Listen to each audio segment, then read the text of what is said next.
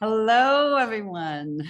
My name is DaNapoli, and I'm the founder of Third Act Quest. I'm so happy that you're here with us tonight, apparently from all over, even as far as Australia.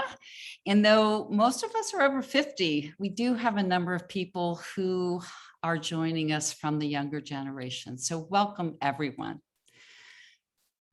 This is going to be a wonderful evening. You'll be inspired by, touched by, and connected through the beautiful personal stories you'll hear tonight. I'm so grateful for each of the wonderful people who have gathered to speak and to the story coaches who've helped our storytellers refine their words.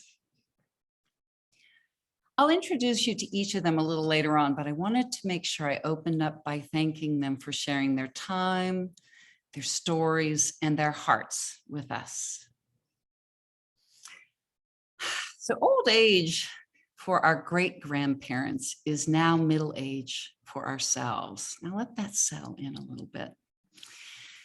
Within just a few generations, an extra 30 years have been added to our life expectancy.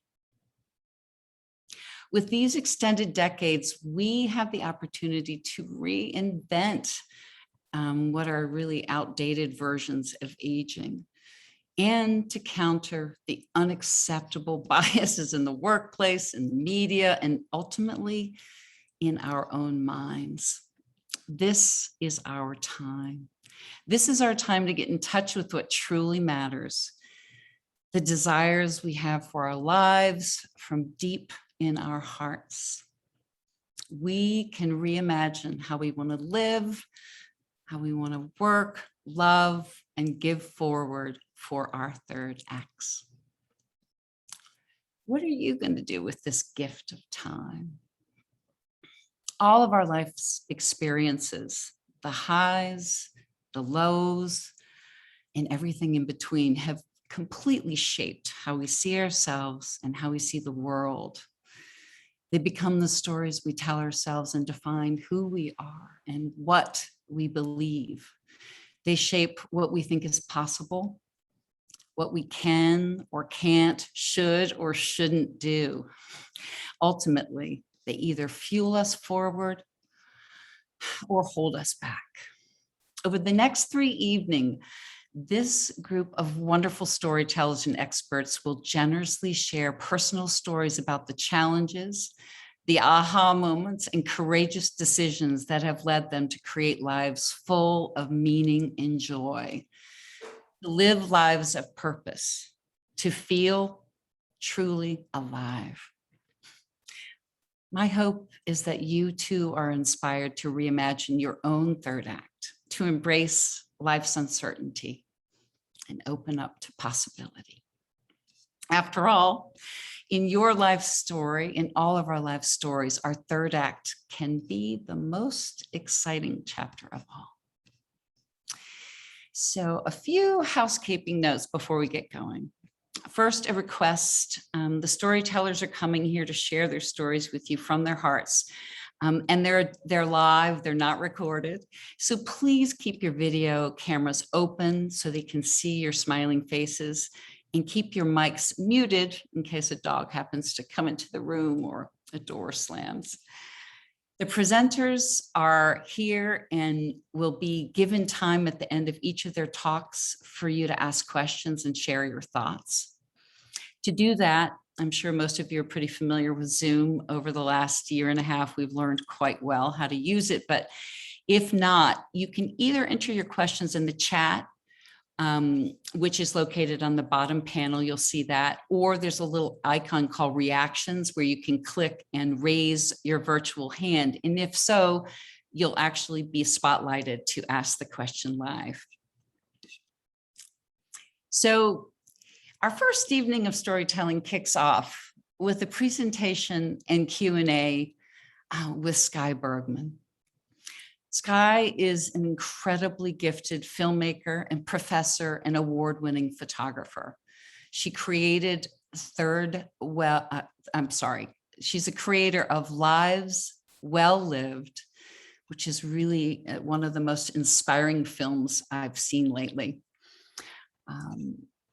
Her film shares from over 3,000 years of collective life experiences from a number of amazing people she's interviewed. It celebrates the wit and wisdom of older adults aged 75 to 103, who are all living full and meaningful lives in their later years. Their stories are about perseverance, the human spirit, and staying positive during great personal and historic challenges. Sky is an accomplished, award-winning photographer, and Lives Well Lived is her directorial debut. Inspired when she started filming her then 1996, that's right, Sky, 96-year-old grandmother. Her fine artwork is included in permanent collections in museums and libraries around the world. She's published a book and has been featured in a number of magazines, including Smithsonian, Reader's Digest, and many others. As former chair of the Art and Design Department at Cal Poly State in San Luis Obispo, California, she's currently the professor of photographer and video, where she's been teaching since 1995. And stay tuned later in the Q&A, because I hope she'll share a little bit about her own third act visions. First, and Wendy, you'll cue this up, we're going to show you a very brief trailer of Sky's film, Lives Well Lived, to get us in the mood.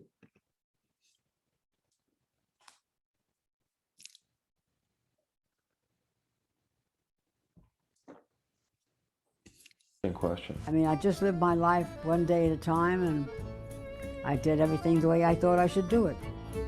And I don't know what brought me this far. Only God knows. Maybe I still have something to do.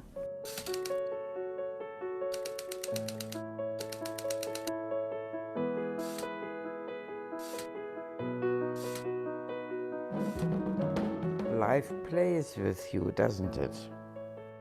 You have to take it. And you have to battle it. We all had to wear these around our necks from Vienna, and I was standing there trying to be very brave.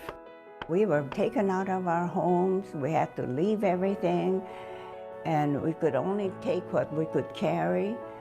The whole civil rights movement was a big thing for me. I would be on the picket lines all the time. An Indian chief once said, "You will be remembered by the tracks you leave behind." The reason we had 9 kids is that I had an oversexed Italian wife who couldn't keep her hands off me. And since I never get headaches, I couldn't say no. My wife passed away 22 years ago. I am still married and always will be married. My friends, they said, "Oh, I'm getting too old, I can't do this, I can't do that." And I said, "Oh, free with that. If you say, I can't do it, then you won't be able to do it. Just go out and do it." It's not your numerical age, it's your biological age. So think young, act young, feel young, forget the number.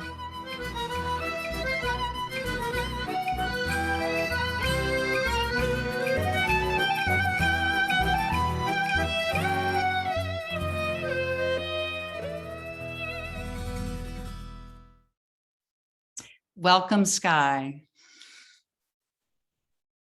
Thank you so much. Thank you so much for having me. So thank you for, this is an amazing event. I'm so excited to be the keynote for this evening, and I can't wait to hear everyone else's stories. I thought I would start by sharing my screen and share some images and take you behind the scenes of the film and the process of making the film, because I think I always, being a photographer, a picture is worth 1,000 words. So I'm going to take you on my journey. As Diana mentioned, the film really started with my grandmother, and I should say this was my first feature film. So, and my first film, if I can do it, you can do it too. If you have a passion for something, you can make anything happen. And I really started my foray into doing any video work because my grandmother was an amazing cook. And at 96 years old, she came out with my mom to visit me for the first time from Florida. She lived in Florida and I'm in California. And we spent the next 4 summers, the month of August together, and we would cook together. And like any good cook, she never wrote any recipes down. And I realized that if I wanted to capture those recipes, that the best way to do that was really to video her, because she would say a handful of this and a pinch of that. And I'd say, can I measure your hand? I have no idea how much that is. And it just was such a wonderful way to connect with my grandmother. The way that she really showed her love was through her food. And our best times were spent in the kitchen cooking together. And so I started this project. I called it Cucina Nonna, which is actually on Vimeo somewhere. It's all these wonderful recipes that my grandmother and I cooked up together. We go to the farmer's market on Thursday night, and all day Friday we would be cooking. And it was just really wonderful, a wonderful way to kind of reconnect with my grandmother. And then when she was getting ready to turn 100, she was still working out at the gym, and I went back with her to Florida for her big birthday celebration. And by the way, she did not start working out at the gym until she was 80. So if you think that you're old to start something new, you're never too old to start something new, even if it's working out at the gym.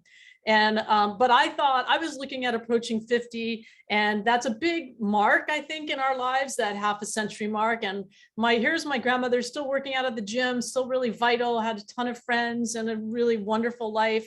And I filmed her working out, and I asked her for a few words of wisdom. And she said things like, be kind and live life to the limits.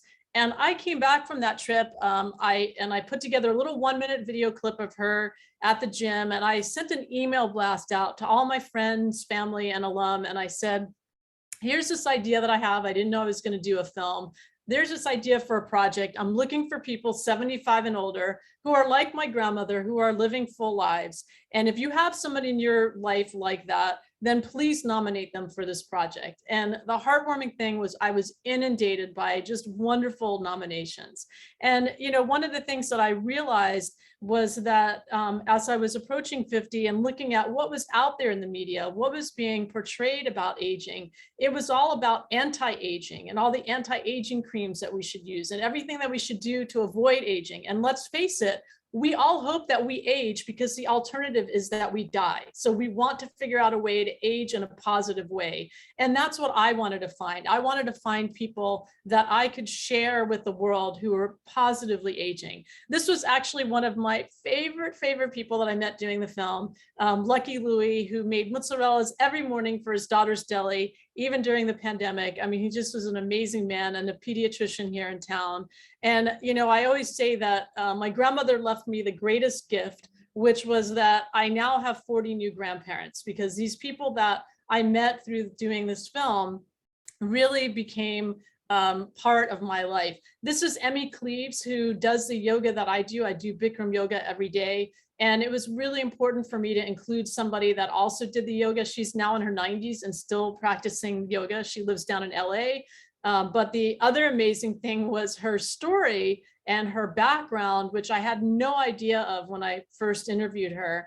And for those of you that haven't seen the film yet, she grew up in Riga, Latvia, and it was during the war. And of course, everything crazy happened during the war. And she, at one point, got left on a train platform while the train pulled off with her mother on the train. And they were separated at the age of 6. She was 16.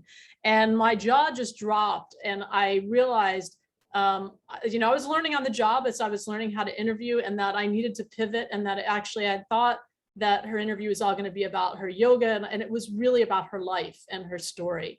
And so a lot of that happened during this process. I think one of the things that I learned, which has helped me even outside of the film, is to kind of go with the flow a little bit more and learn to pivot.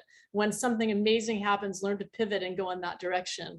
This is Blanche Brown, who she's just a delight. She just had a birthday a couple of weeks ago. She teaches Afro-Haitian dance, and she was doing that during the pandemic on Zoom, although now they're back in person and she likes that much better. And she's also an amazing quilter. Marion and Paul Wolf, who are both lived through the Holocaust, and Marion came over on the very first Kinder transport from Vienna, Austria, and her husband, Paul, who was an architect and actually taught at Cal Poly, but retired before I started teaching at Cal Poly a friend of mine, Evie Justison, who I think gave me the best piece of advice from the film when I asked her, what's your best advice? And she said that in her lifetime, the book, Viktor Frankl's book, Man's Search for Meaning, was very important to her. And what she got from that, her takeaway from that book, is that there are many times in our lives that we cannot control the things that are happening around us. The one thing that we can control is our attitude. And I have to tell you that going through this pandemic, that one piece of advice has been probably the advice that has resonated the most with me.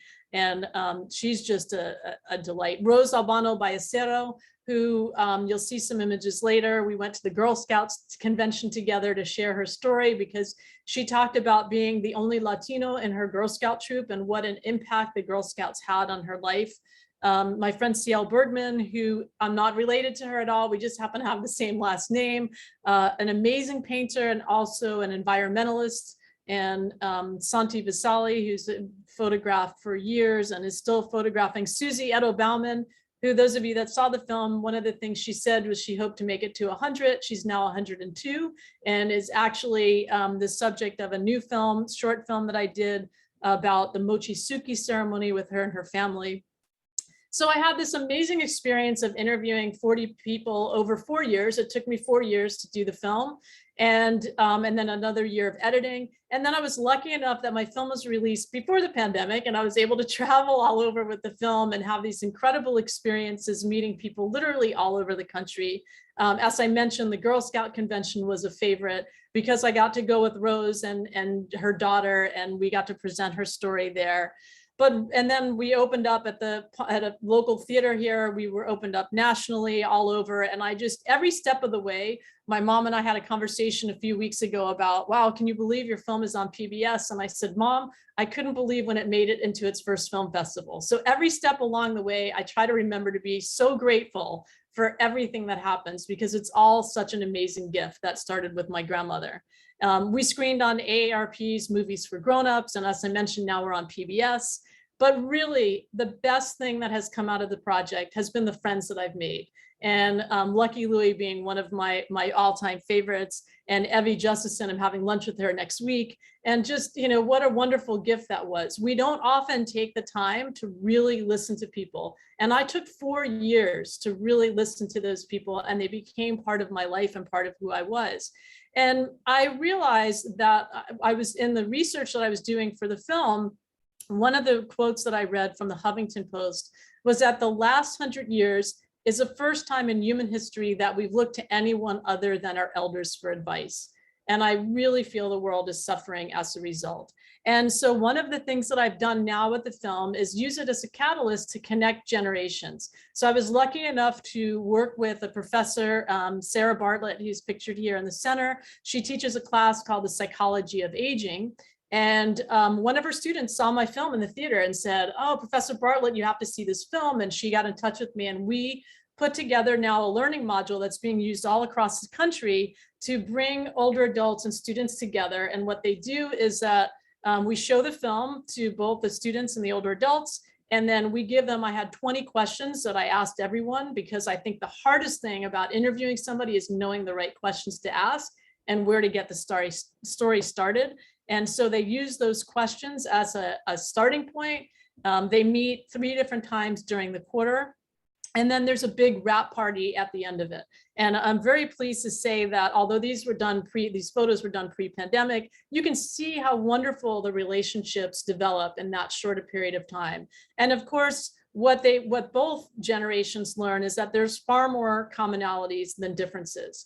And one of the most heartwarming things during the pandemic that I heard from one of the students was that this was the first new friend that he had made during the pandemic. And I just thought, how wonderful is that his first new friend is on a Zoom call with an older adult, and what a gift that is. Because of course, during the pandemic, studies have shown that the 2 groups that were hit the hardest by loneliness really were older adults and students. And so to bring those 2 groups together, we've been working with Senior Planet, which is part of AARP, to continue this project virtually. And so being able to do that during this time has just been so meaningful. And I do feel like one of the things that we're doing in many ways is combating ageism, that stereotype about ageism, one story and one connection at a time, because it's very difficult to have a stereotype or an ism about another group if you have a friend in that group. And that's those stereotypes and that ageism goes in both directions. So it's so wonderful to see these groups just, the friendships develop, and they've lasted for years. And this is one of my favorite images, because this is my grandmother and I in the center. And I just think, what a wonderful gift that she gave me to inspire all of this, and to inspire all these intergenerational connections that have happened as a result. So with that, I'm going to stop sharing my screen. And I know that there's probably a lot of questions, and I know Diana has some questions as well. And I'm happy to answer anything that comes up. I just put a note in the chat, and definitely everyone, thank you, Sky. And I do want to remind you, if you haven't noticed in the emails I've been sending each of you, Sky was generous enough to provide us sort of a private viewing link so that you can watch the entire film. It did air on PBS last month, but this is a special access for you all. I'm going to kick it off. You mentioned a bit about, the fact that you didn't intend for this to be a movie, and that you started off just filming your grandmother and then expanded that to a larger and larger group of the people. And it was sort of your way of getting access to some wisdom and thoughts about aging as you were getting older. So what would you say were the most important takeaways or things you learned? Yeah, absolutely. I mean, besides Evie's piece of wisdom, which has been such an important takeaway, the other takeaways that I found, or the commonalities, I should say, that I found with everyone in the film, because everybody wants to know, how do you live a life well lived? Why are these people so happy? What are they doing? And I think that the biggest thing that was kind of a surprise to me was that everyone in the film had a sense of purpose. And I think that it's so important, no matter what age we are, to feel like we have a sense of purpose. And for me, I'm getting ready to retire from teaching. So I'm going to move into filmmaking full time, and knowing that I have that next phase and that sense of purpose of what I want to do, and doing these intergenerational projects. I think that that's so important. I think it's really, you read about people that retire and then die within a year. And I think part of that is because they don't have that sense of purpose. So I think that was like number one. Number two was really having a good support system. And it didn't necessarily have to be family. It really could be friends, but having that support system, even during this time, just getting on a Zoom call with other people and knowing that people are out there, I think was really important. And then I think thirdly, and it's a cliche, but there's a good reason for it, is learning to see life as a glass is half full rather than half empty. I mean, I think about Lucky Louie. He nicknamed himself Lucky Louie. No matter what happened, he would figure out a way to say that he was lucky. I mean, he talked about this trip up to San Francisco one time where a tire blew out and he got in an accident, but God, he was so lucky because they had another tire and they were able to keep going. And, that was his attitude, no matter what it was. And also, I think, learning how to look back on things and reframe them in a way that makes it positive. And everyone in the film went through some very trying times, but somehow they were able to look back on that and learn from that and move forward. And I think those were the things that were really important.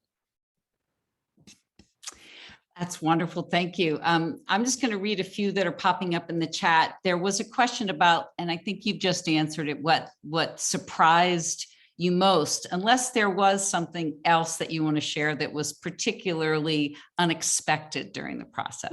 I think one other thing that I learned, and this was from Marion Wolf, and she came over on the first Kinder Transport, and actually her story was the reason that I ended up making a feature film, because for those of you that haven't seen the film, she was 8 years old and she came over from Vienna to the United Kingdom. The Quakers in the United Kingdom rescued 10,000 German and Austrian children who were of Jewish descent, and she was one of them. And she, when I interviewed her, still had the cardboard number that she wore around her neck at the age of 8 years old. And I get chills every time I think of that. And I realized at that moment that it was more than just collecting the wisdom of all these people. It was also about recording their stories. And that was super important. That became very vitally important. But Marion also said that some of the ways that you get through life is through humor. That humor is so important in terms of getting through life. And that really shaped the way that I created the film, because in each of the vignettes that you see of the people, I try and have a humorous moment. And I think that that was something that I really maybe hadn't thought of before. And so that was another thing that kind of rose to the top as a kind of a moment where I thought, wow, she's right. Humor is vitally important. Yeah, I have to say, I encourage you all, if you haven't watched it, to watch it, because it takes you on such this beautiful journey. You'll cry, you'll laugh, but you'll basically feel just very good after watching it. Okay, so Wendy, help me out. We have Sarah and Sally have raised their hands. So I think Sarah might have been first. Do you mind highlighting her to ask a question? Great. Sarah, you are muted still. There you go. Hi, Diana. Thank you. Hi, Sky. This Hi, is Sarah. wonderful. It's good to see you. I am so interested in the intergenerational project, and I'm wondering what your plans are for that. I assume you have some, and I would love to know about them. Yeah, thank you for asking. So on our website, which I see is in the chat somewhere, there is a section called Take Action. And if you go to that, you can actually see a little bit more about our intergenerational projects. We have a whole learning module that's there. I'm getting ready to work with an assisted living facility, a big one across the country, that they want to institute it and start sharing this even more. PBS, I'm working with PBS Learning Media as well to do an intergenerational project for K through 12 students. So this is just the beginning. We're really just at the beginning. We've spoken at several conferences like Generations United, and we're speaking at the American Society on Aging next month. And so we're just piloting it and getting it out there in a really big way. Good. I love it. Thank you. You bet.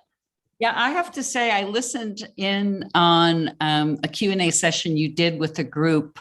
I believe there were a group of graduate gerontologists, and I found it just so exciting to hear that, but it'll be interesting as it rolls out to more organizations. So absolutely. Really, it's taking on a different life. I'm sure one that you'll figure out along the way. Sally Fox has her hand raised as well.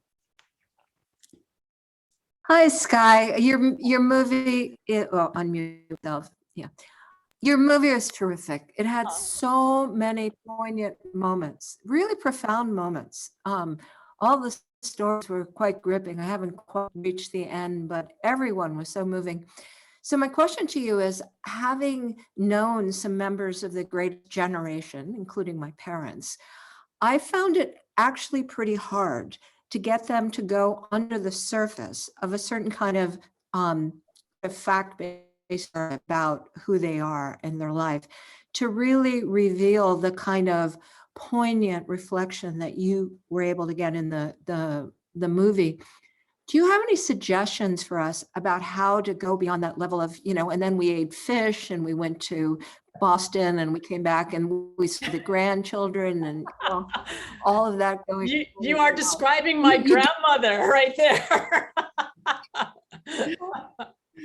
Time that you spent for long enough that how did you do that? Yeah, I have a lot of hours of footage. I think that, I think you did hit the nail on the head. It is very difficult to get through the surface. I think that one of the things that really helped for me, because you have to remember, except for my grandmother and a few of the people, I didn't know any of the people that were in the film. So a lot of times, this was because they were nominated by somebody.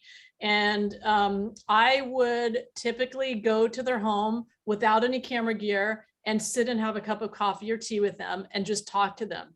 And I think that they could tell, because I was so passionate about my grandmother and what I was doing, that they just opened up. I mean, they told me stories that they hadn't told their own kids. And I don't know if there's something, because I was an outside person. I mean, they knew I was filming it and they all agreed. But I really tried to make it a conversation.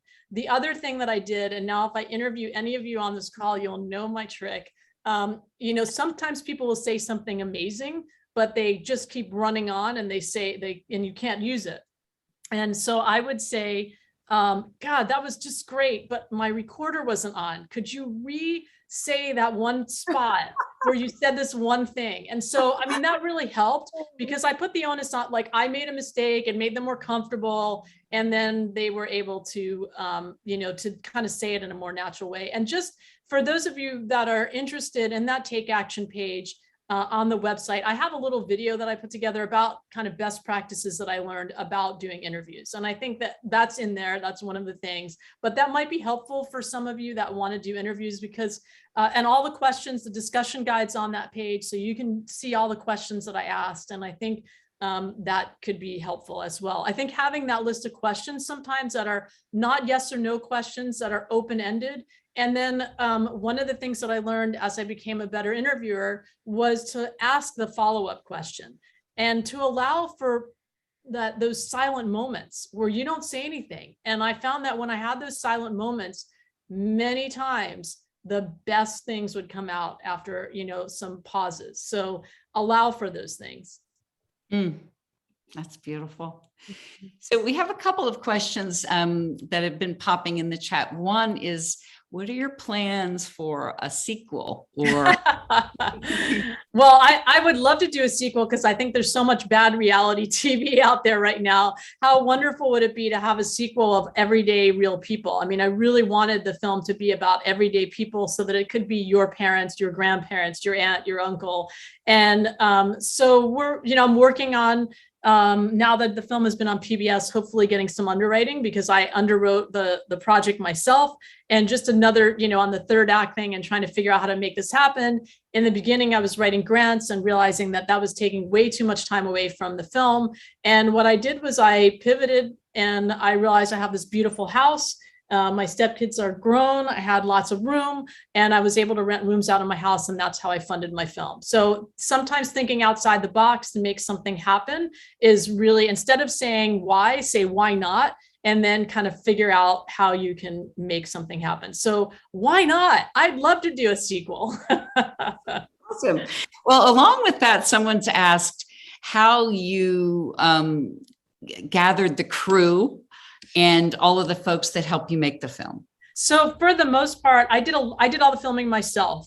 And I had students every once in a while that would come with me. To be honest, I'd never done anything like this before. And the Apple stores at that time had one-on-one training you could pay for. I think it was $100 a year. And I would be in the Apple store all the time asking questions. I did all my editing in Final Cut Pro.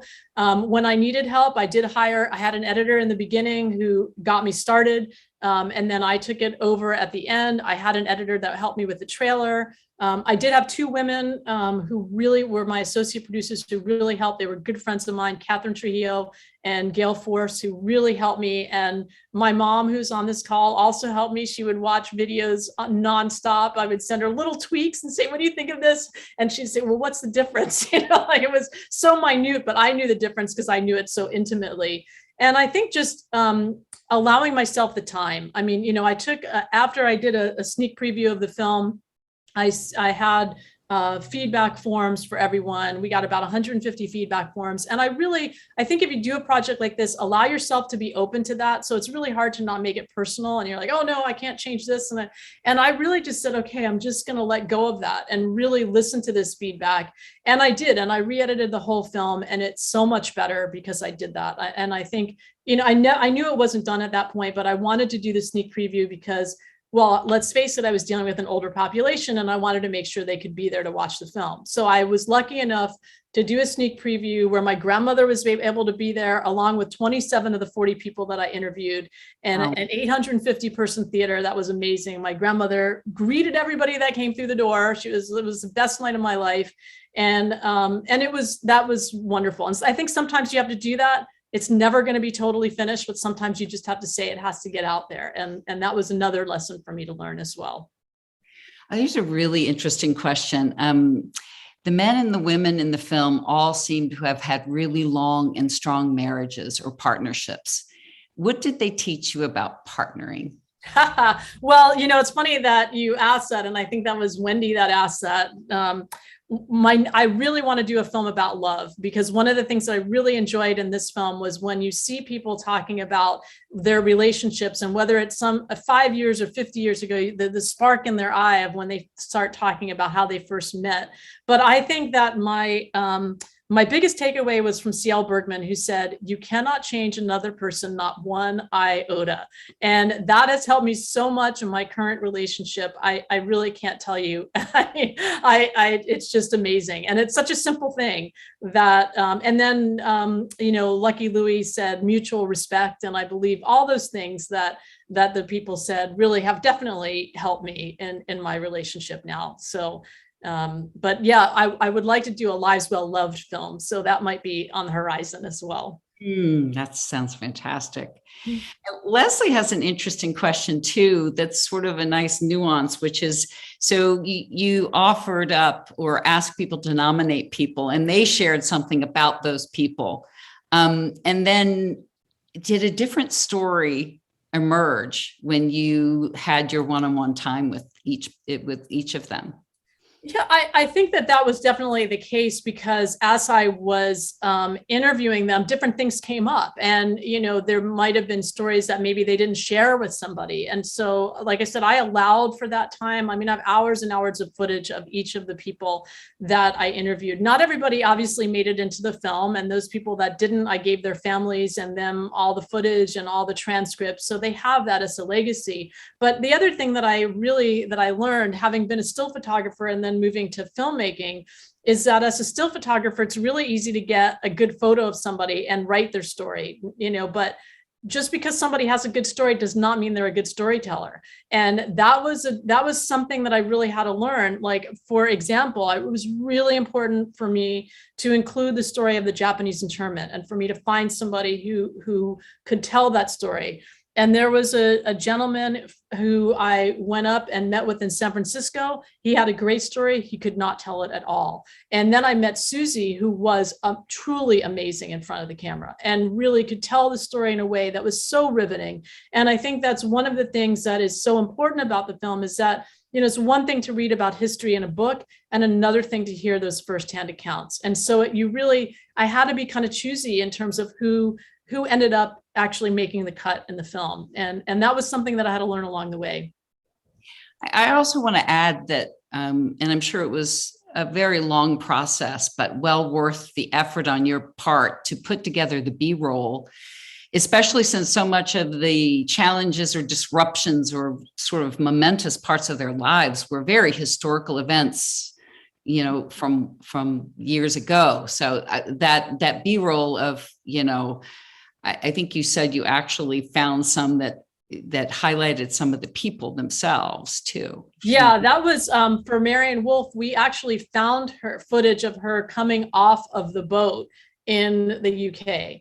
And that was the most expensive footage that I had in the film. And just to give you an idea of what it costs to do a film like this, that footage was $95 a second with a 30-second minimum. And that was just that bit of footage. So you multiply that out through a whole film and you get an idea of where some of the big costs come from.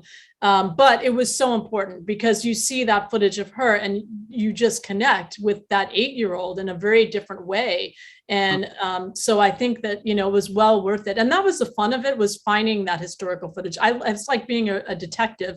And that was, my friend Catherine Trujillo really helped finding that footage as well. It was a joint effort on that. Yes, yes.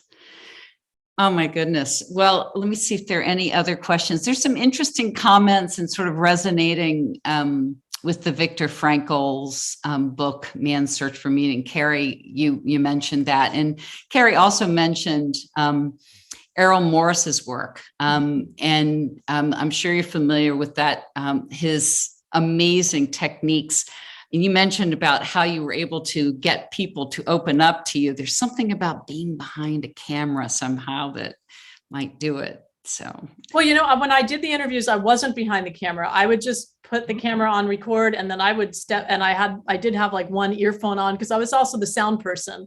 But I really tried to make it much more of a conversation. And I think anytime that you can do that, I think that's really important, because it just breaks down those barriers. And anytime that you can break those barriers down and really have it feel more natural, I think is really important. And I'll just say one other thing is that I did a panel with a number of the people in the film, and I was talking about how grateful I was to them for sharing their stories.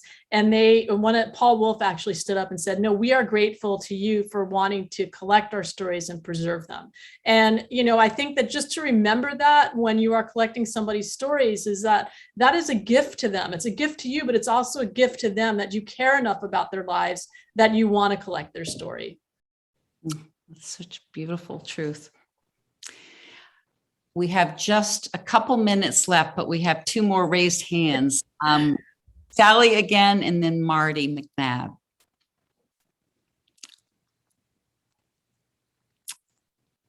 There you go. Yeah, I was so happy to hear, Sky, that you have gotten the audience, that you've been able to promote the film the way you have. Because I sometimes feel as if a party, like if you said, there with, let's conversation about death, it used to be opening the conversation about intervening the conversation about aging in a really wonderful way. Do you feel any resistance to people talking about aging? I only heard part of that because you were breaking up, but the question I think was, did you feel any resistance to people talking about aging? I don't think that I did. Exactly. And actually I am now doing diversity, equity, and inclusion trainings around ageism. I just did one with Land O'Lakes, and it's wonderful to bring this to corporations, to have them talk about aging, and they have the young professionals group chiming in. And so again, that intergenerational connection, I think, is really important to break down those stereotypes of aging and to talk more in depth about it, because it is something that we don't tend to talk about. Wonderful. Okay, just about 3 minutes left. And I'm going to be a little bit of a time master because we have so many people scheduled to share their stories this evening. I want to make sure we have enough time. Marty, and then Doe, and I think that's going to be it for our questions for tonight. All right. Hey, Sky. Hi, Marty. So I was just really curious, as you were on an event where with my friend Bill Shapiro, who ended up interviewing tons of people and coming down to 150 in total. So I was just really curious, why 40? Why 40 people, and how many in total did you do before you limited it to 40? Yeah, I had to stop somewhere or I would never have gotten a film done. So I think that was what it was. Seemed like 4 years, 40 people seemed like a good number. And what I did is on our website, and this is, open to any of you, there's a place where people can share your stories. And so that to be more inclusive rather than exclusive, because I feel like, I want to continue this momentum, and that's part of the intergenerational work, but also a way to include more people. That's wonderful. Wonderful. Thank you. It popped up in the chat the links to her website, as well as the link to watch the full feature film. Thank you, Sky. Yeah, thank you, Marty. And Doe, quickly, we'll pop you in for a question. You are on mute. There you go. I just want to bounce back a little bit, Sky, to your comment that you found that all these folks had a purpose in their life. They have something bigger than themselves to do. My own third act post-retirement 21 years ago, I began working with Leadership Greater Hartford to develop a program for older adults. We call it the Third Age Initiative because it's an initiative of the organization, and it's about third agers taking the initiative to address issues in the community. Wonderful program. We've served over 400 people from 48 to 88 or the age range. But what I wanted to share is another resource for people. As a gift, a number of years ago, one of my teams gave me a gift, a coffee table book named Wisdom by Andrew Zuckerman, a photographer. I now give that gift as a graduation gift to my folks in my program, most of whom are in their 60s and 70s, finding their purpose in retirement. And you mentioned doing a sub book on love. This year, I discovered that there are 2 smaller books where they have selected, the books are photographs and really essays of older people who are sharing their wisdom from life. And there is a shorter collection called Love and a shorter collection called Wisdom. So it's a wonderful, wonderful resource. I can't wait to see your film and share it with my classes. Thank you. Thank you. Well, just a quick note. I know that I don't want to hog any more time, but I will put in the chat my email. Please, anyone feel free to reach out to me. I always email everybody back. And thank you, Diana, so much for your time and for inviting me. And I will stick on for the rest of it. I can't wait to hear all the other storytellers. So thank you so much. Wonderful. And thank you so much. What a pleasure to hear you and have everyone have a chance to chat. Okay, so let's move on here. I'm very excited for our next 5 talks. I am just thrilled. I've met each of the storytellers you're going to hear from this evening and the next 2 evenings in a number of different ways over the last few years, whether by connecting with them after reading about them in the media or being introduced to them by a friend. Each of their stories has really impressed and inspired me deeply in some way. And, in so many ways, their aliveness, born out of a pretty amazing resilience that you'll hear in each of their stories. And additionally, this evening especially, some pretty courageous leaps of faith. So our first storyteller is Michelle Fishburne. Her third act is a little head spinning. This is in her words. She went from being an international corporate attorney to a homeschooling mom to a PR maven. Her recent iteration is as a rootless, nomadic author who motorhomed 12,000 miles all over America, interviewing hundreds of ordinary people about their lives during the pandemic. This beautiful mosaic of the American experience is going to be a book. It's called Who Are We Now? What We Lost and Found During the COVID-19 Pandemic. And that's going to be coming out in 2022 by the UNC Press. Her travels have been covered by ABC, AARP, Good Housekeeping, and more. She's now off on some new adventures that I'm sure she'll be happy to share with us after her talk. Welcome, Michelle. Thanks for being here. Am I unmuted now? Yes, you are. Oh, good. Okay, great. Hi, everyone. And Sky, thank you for kicking it off. So exciting to hear about what you're doing. I'm about to head to Florida to see my parents for a couple of months. My father is losing his memory. He helped save the astronauts on Apollo 13. And so I am going to go down and stay in my motorhome, which I'm living in, guys. This is my motorhome. I'm going to go down and stay at a campground nearby them for 2 months to be the distraction and entertainment and support, Sky. And so I am very excited to look at your questions because I had already decided that I was going to interview them with my new iPhone 13 Pro that I haven't bought yet, but I will. I'm going to interview them for their sake and for my sake and my kids' sake, etc. So thank you. And I will definitely be using the questions. So one of the things that impresses me about tonight is that you all are here because you're intentional about your third acts or your fourth acts. And I think the beauty of the intentionality is wonderful. It is not something that I can claim that I did because my third act happened unintentionally. And so the title of my presentation is called Please Move My Cheese. And Diana would be very familiar with that because she and I have talked about that. So many of you probably remember the book from the late 1990s called Who Moved My Cheese? And for those of you who aren't familiar with it, very quickly, it's about two mice an analogy, of course, who every day run all over through a maze, but they know exactly how to do it to get to the very room that has the cheese that they're going to get every day. So they get very, very good at this. And one day they get to the little room and the cheese isn't there. The next day they go back, the cheese is not there. The next day they go back, the cheese is not there. So one mouse says to the other, you know, I think we're going to need to take off in the rest of the maze and find cheese. I mean, it's not going to be the same cheese, probably will be different. It may not taste as good. It might taste better. We might like it better. So let's go. And the other mouse says, no, I'm staying here. It's coming back.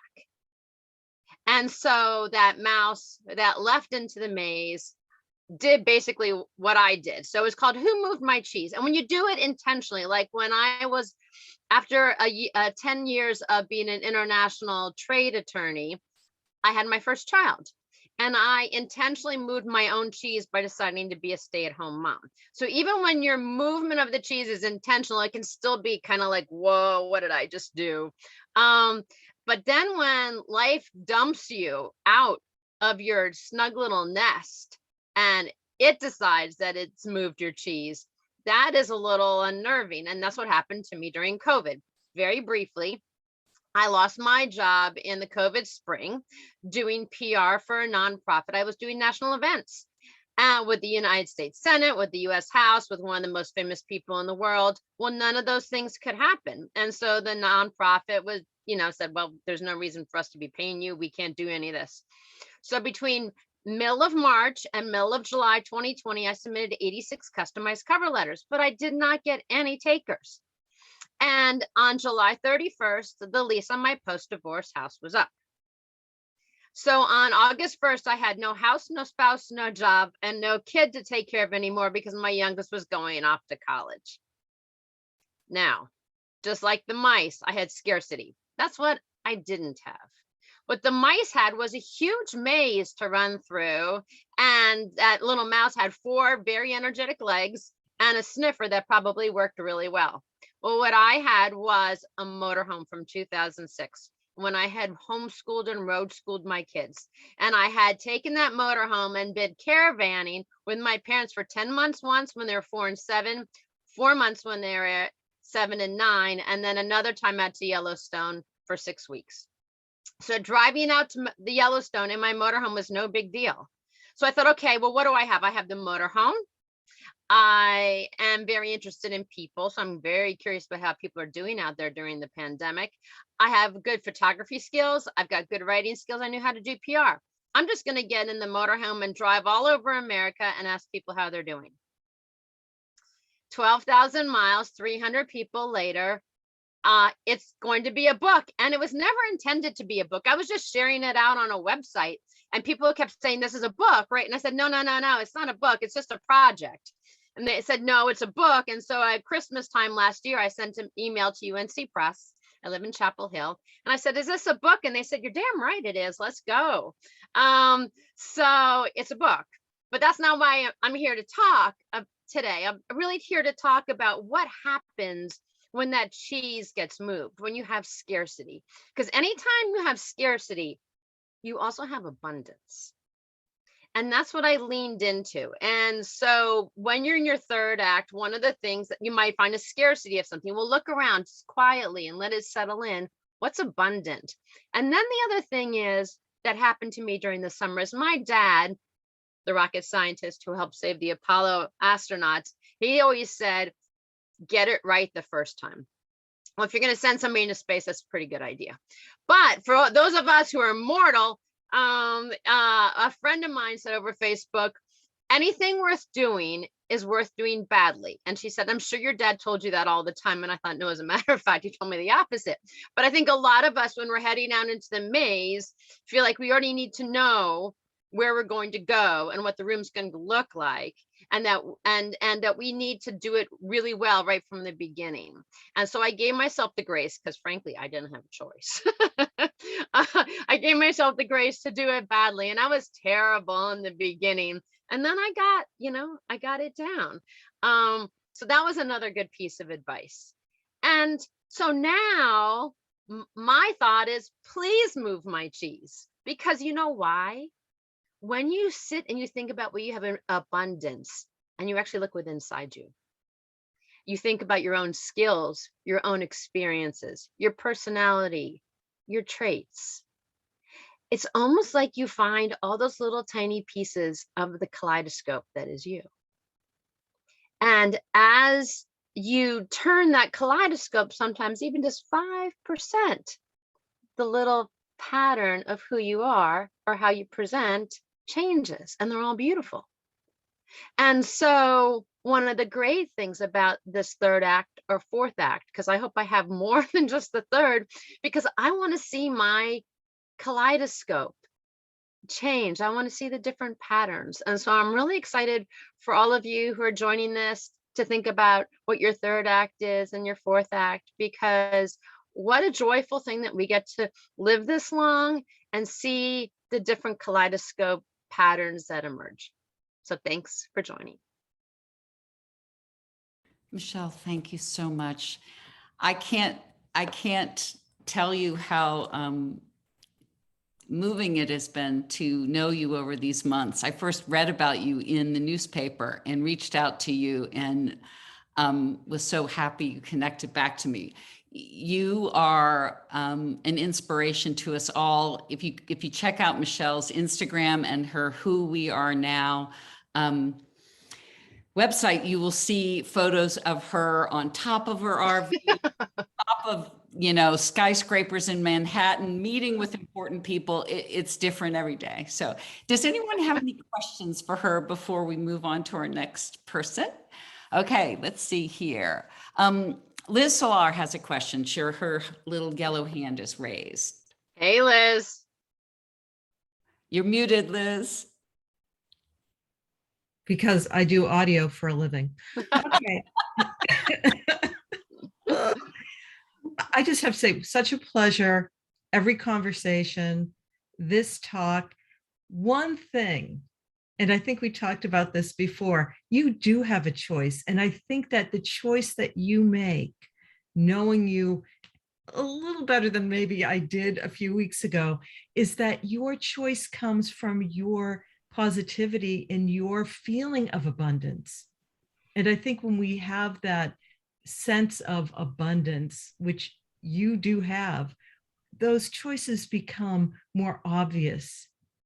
I think we do have a choice. And I think that you made an incredible choice for yourself, and nothing but love for you, Michelle. Thank you. Thank you, Liz. But it didn't come naturally. It did and it didn't. In August, I sat by the ocean in Hilton Head, which is a really lovely place, but I sat by the ocean and thought, my life is over. My life is going to be gray from here on out. It's just going to be average. It's going to be boring. The best part of my life is over. And I was absolutely convinced of it. And I'm not in a histrionic or anything way, but just in a very still, solid way that it's done. And I'm just going to exist from now on. And so finding that abundance, that idea of it, it's almost like watching myself walk for the first time. Because I went from that moment of I'm just going to exist from here on out to abundance. Now where is it? Like it wasn't Liz, it was born of that moment. Right. Well, have your pity party, get it out, right? Get it out of your system. Anyway. I love it. Thank you. Thanks, Liz. Liz actually interviewed Michelle recently, just so you might know, for her amazing Embark podcast. So let's see here. Maria asked the question, were you ever scared as a single woman traveling alone, often in remote places? Oh, never. I only take the motorhome to campgrounds, or like commercial campgrounds or state parks, or something called Harvest Host, which is you can bring your camper, your motorhome to farms and breweries and wineries. And so no, I've always felt safe. And like I said, 10 months once, 4 months, 6 weeks, and now 12,000 miles, I've never felt unsafe. Oh, that's wonderful. So another, Kelly asks, will you do talking books? You've got such energy. Let's hope you have that. What's a talking book? I don't know. It's Audible. Oh, I don't know. I mean, the book. So when the book comes out, Who We Are Now will have 100 stories of people's lives during the pandemic. People who were in ballet companies, mayors, hairstylists, restaurant owners, teachers, nurses. And so 100 stories, and it's going to be on Audible as well as a book. And believe it or not, you know how we all had somebody in our high school class who was always in the lead in the plays and everything. So my friend Jennifer from high school, she has done 209 Audible books, and she is going to be the voice actor for the females in the book. And then my cousin, his name is Patrick Warburton. You might know him as Putty on Seinfeld. And Patrick has done a lot of voice acting, and his son Talon might be the male voice actor for the male voices on the book. So yes, it's going to be on Audible, and the transcripts, the audio transcripts and the written transcripts of the 300 interviews I did are going to be part of the Indiana University, Purdue University, Indiana's COVID-19 oral history project.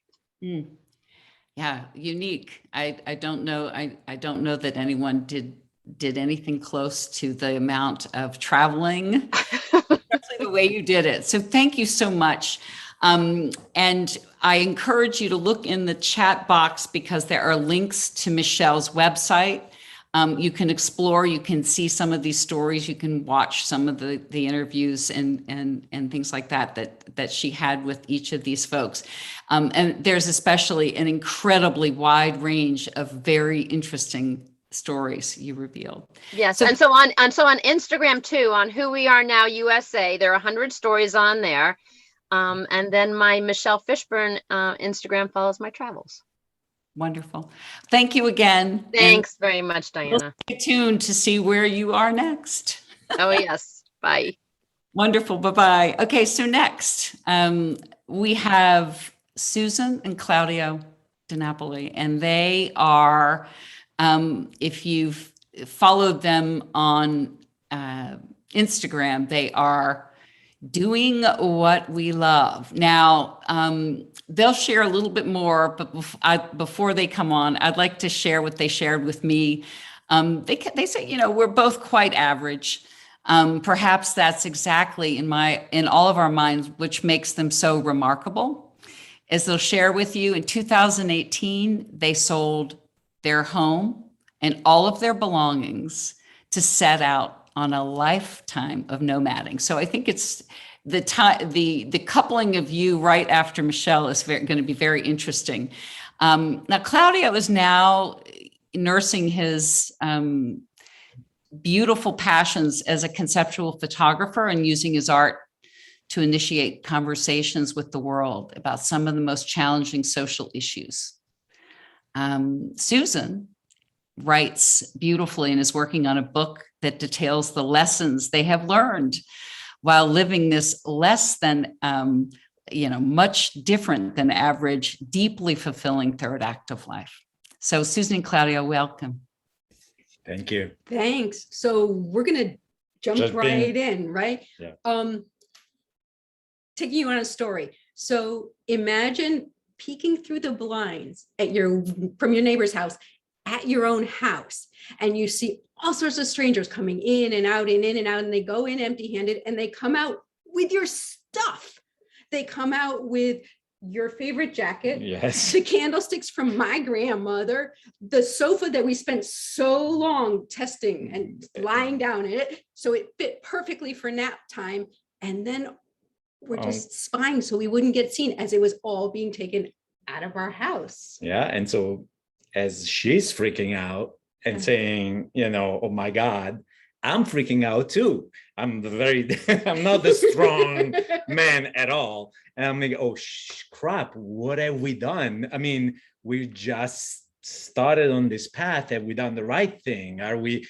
And so there was this kind of panic, and we just sat down in our neighbor's house and started saying, you know, we got to talk through this because this could be like life-changing for the worse. And because immediately all these negative thoughts came into our heads. You all say, oh my God, this is gonna go wrong, and that is gonna go wrong. And so we just started talking about it, and we said, well, let's talk about why we did it and why we started doing this, right? So yeah, and I can't believe just talking about it right now, I feel it again.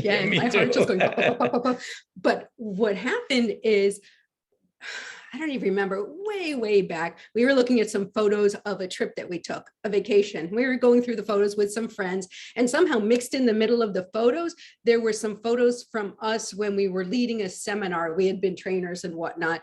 And I can't quite describe to you the stark difference between the faces we saw in the photos on vacation and at the seminar. Now, I get it. We're all happier on vacation. No brainer. But this was like so different. Two different sets of people. Like it was. Have you ever seen an actor that does two parts, and in one part is the good guy and one part is the bad guy, and his face changes? And that's what we saw. We saw these two miserable people presenting, and these two really happy people who we kind of are losing sight of who they were. And then I want to say thank God or not thank God. Anyway, I got diagnosed with, after an incident that I had, I got diagnosed with multiple sclerosis. So multiple sclerosis, for some people might not be familiar, is a neurological disease. And what it does is the symptoms are so varied. And it could be from just a headache every once in a while, and your life is going to be fine like everybody else, to you're going to wake up, at least that's what the doctor said, you can wake up and you might not hear, or your legs might not work, or you might go partially blind. And so after, there's a lot of, and there is anything in between, because it's this thing that happens in your brain. And so I started really panicking at night. And so I would go to sleep and I would just wake up in the middle of the night, cold sweats, trying to figure out, all right, when is going to happen? Is it going to happen? What's going to happen to our daughter? I mean, the questions were just, and so I just panicked, period panic. And so then we did it again. We sat down and started talking about what was it why we wanted to keep doing this, and why were we happy? Were we just the basic question that we should probably ask at least once a year, maybe at least once a year. Yeah. And it turned out we were miserable. We were miserable with the work we were doing. Yeah. I'm sorry, with all the love in my heart, we were miserable together. I mean, yes. we were throwing around the big D word. It was ugly, but we talked through it. We decided one more try, one more step into the great beyond. And we decided we spreadsheet the living deal out of whatever our decision was, and we spent hours, time, days, months only planning and figuring out, can we do this? And then we jumped. And that's when we start seeing. That's when we were peeking through the windows, right? Because we were looking at everything and just. And even after the jump, we were still freaking out because it's not an easy decision to make. Since then, this was 3.5 years ago. 3.5 years ago. And so the second part, and I like what the previous speaker was saying about intention and lack of intention. All we knew is let's travel, let's see the world. But we also decided we'd learn Instagram so we could stay in touch with our friends and our family. And as we did that, it was just so much fun. And I love the sharing. And I believe, and I don't think I'm arrogant in saying this, that we have friends all over the world now. I mean, fine, we only have our little 3,000 people following us, but I know these people, and we're sharing and they're sharing, and it's just been an amazing experience. So yeah, like Diane said, we were encouraged to put a book together, which is sitting with an editor right now, which is but it's there. And then I found my passion, which was photography. I always liked images. And as we were traveling, I started really caring more about the environment and what we were doing and what we are doing, and about variety of social issues in talking to people of different paths of life. And I started, photographing and creating, and I completely enjoyed it. And even though I never thought, because I'm more of a number crunching kind of boring computer nerd. And so when I saw this side of me, I was completely stunned. And now I'm in a couple of galleries. I was just somebody put up some of the photos in a collection, and the only thing I want to do is talk about and have conversations about things that maybe we don't want to always talk about. But the reality is I what love we're it. seeing. Yeah, and I love it, and I'm all into it 110%, and I would not change it for the world. I'm still freaking out, by the way, but I love what we're doing. Agreed. Yeah. And that's why Agreed. we doing what we love. Yeah. So we'll cut it off. Shut up, and happy to talk about anything. Thanks for the. I wanted to just say, I feel so viscerally that story, the picture you painted of watching your own home and watching your possessions go out in other people's arms. And I get chills when I think of it. Talk about, you've admitted you're still freaking out, but you took that leap. So, what keeps you going? What keeps you countering that questioning of these choices? What is it that keeps you going, do you believe? So I think, and that's an amazing, mind-blowing kind of question, but I think that it's this idea of moving the cheese, and I love that book also. But we have now come to really appreciate newness and change, and taking challenges and doing things we didn't think we could. And I don't know if we could. And what has become more of who we are is this constant learning and this constant repurposing. And somebody actually at the beginning that we were talking about having a purpose is so key, and it's so true. And the purpose has become learning new things every day, because what we realize is that things are not as scary as they seem to be. And I think that is probably, our biggest lesson learned. Is not in our minds, the fall into the water is way further than it actually is. And once you jump, and once you acclimate yourself to the water temperature, just keep swimming, and everything will be fine. I love that. I think one of the gifts of this age that we've come to, and if we pass 50s and 60s and beyond, is that we can learn, looking back, that it's actually the crazy disruptions and challenges that can compel us, like you because of your diagnosis and your misery in your current life.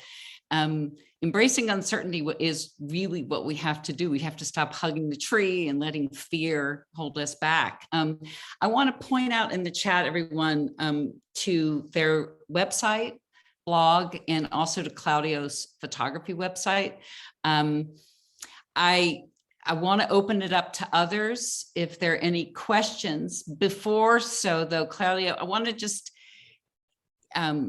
underline how not only beautiful your photographs are, but how powerful they are. You used an expression, I think, that you are using their beauty to pull people into.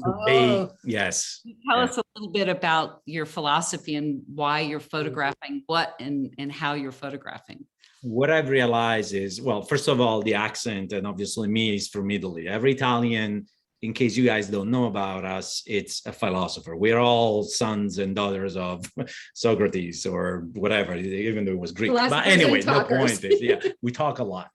And so what I realized, every time there is a concept that is hard for us to grasp, people shy away from it. So when you see images of really of a very strong subjects like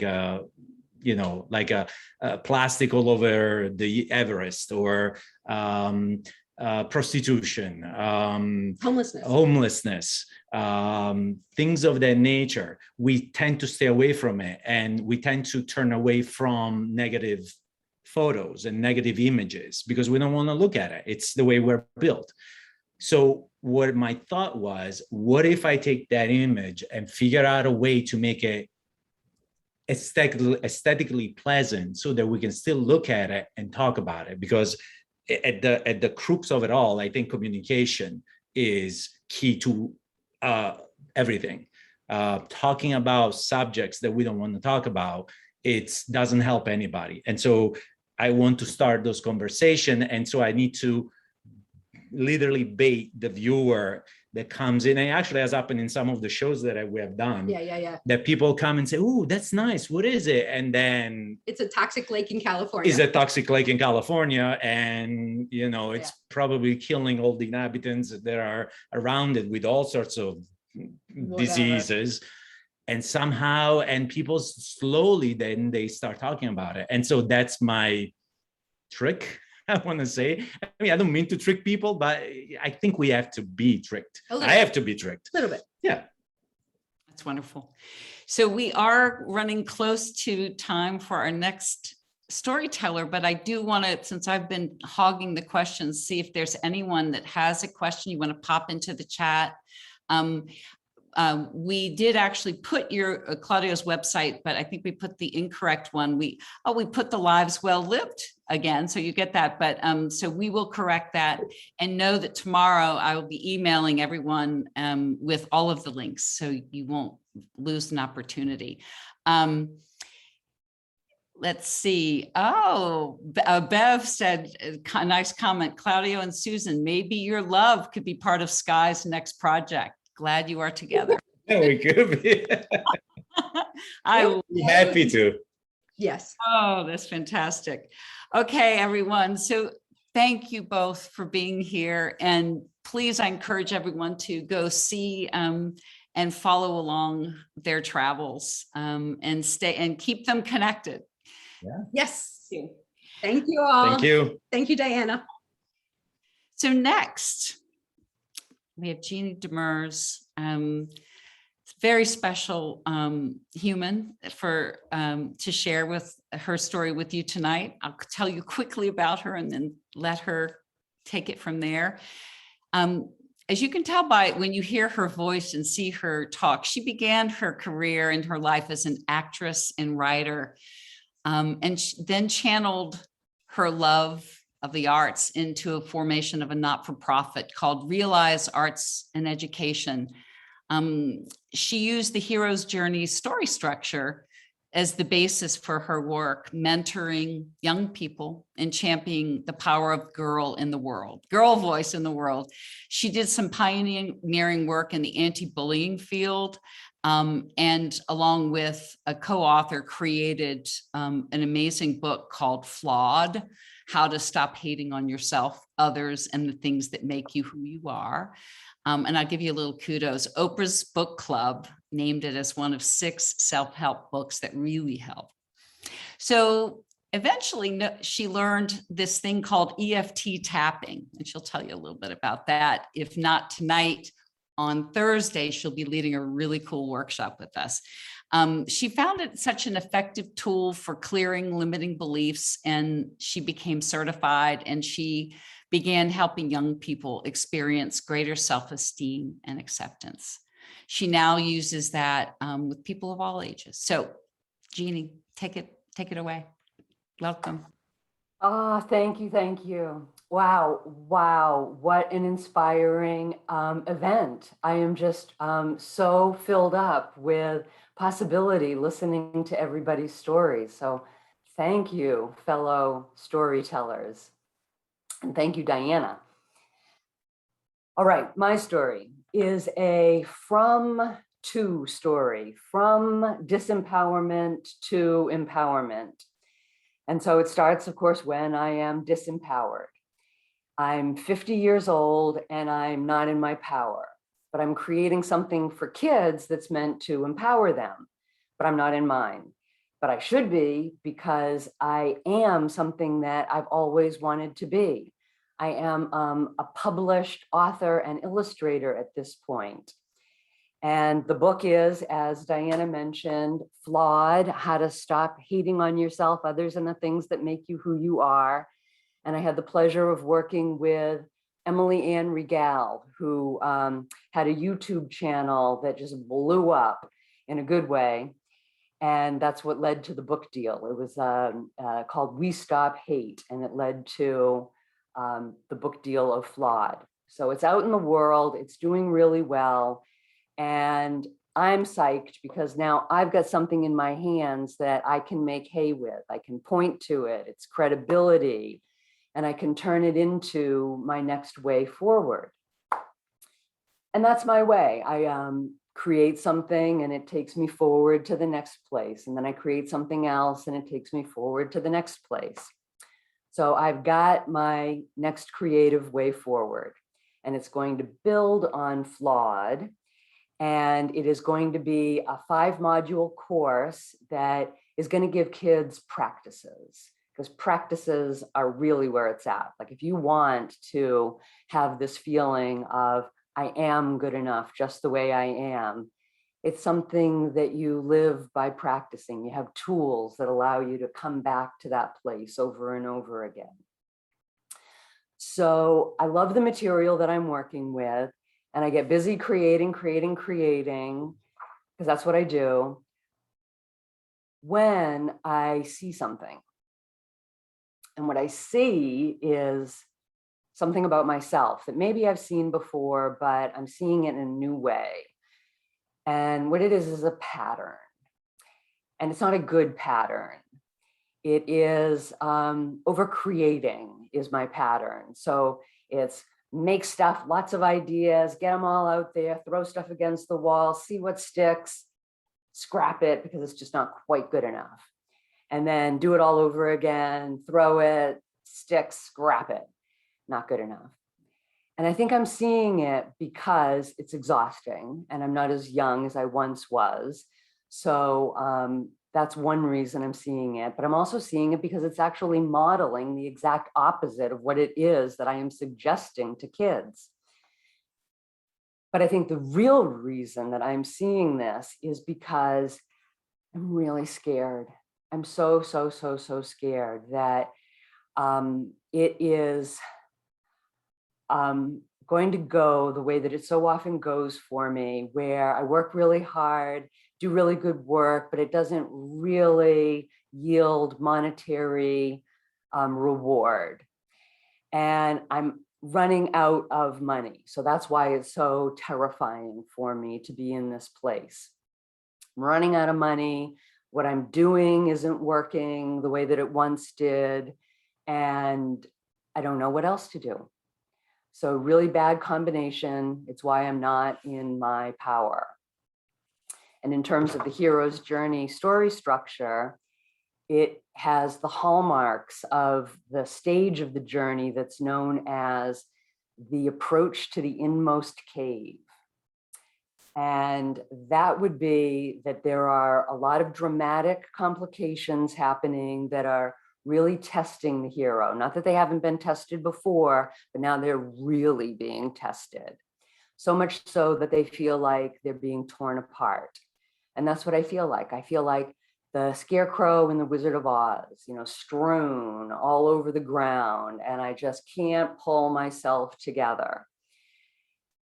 Now, there's positive aspects to this stage of the journey, and they are that it seems like you're being pulled apart, torn apart, but really the reason that that's happening is so that you can put yourself back together in a way that is more effective and a more effective form for the new terrain that you find yourself in. So that's good. And the other good thing is that I am prepared, that everything up until now has prepared the hero for this challenge. I don't feel prepared, but apparently I am. And I find that the thing that I need is in the collection of practices that I gathered up to share with young people. And the one, Diane alluded to it, that is it for me, that's perfect for what it is that I'm up against, is EFT tapping. And I think people, show of hands, maybe of people who know what tapping is. It's a lot because it's hit the mainstream because it's got science behind it. But for those of you who don't know, I'll tell you that it is super simple. You use your fingertips to tap on certain meridian endpoints on your body. And it does a couple of really great things. It brings down your stress level, like noticeably. And that's good because I'm in a lot of stress at this time in my life, like fight or flight almost all the time. And it's a pattern interrupter. So, and that's good because I've got patterns that need to be interrupted. And it really is terrific at taking you out of the trance of your pattern and allowing you to be able to do something different and create new neural pathways. So I'm dabbling in tapping, but now I'm ready to like really do some serious tapping and apply it specifically to my money issues. So I do something pretty radical next. I take the last $4,000 that I have available to me on my credit card, and I sign up for a tapping into wealth, yes, money, coach training program.